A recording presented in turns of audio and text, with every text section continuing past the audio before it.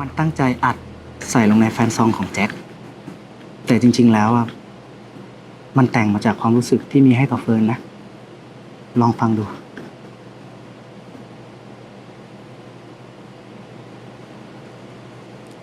ไม่ว่ากี่ชาติจะรักเพียงเธอให้เราได้พบเจอ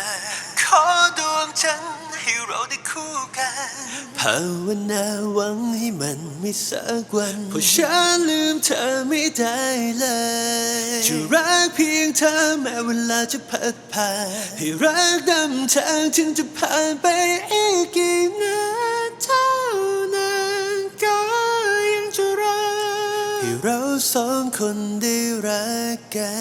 น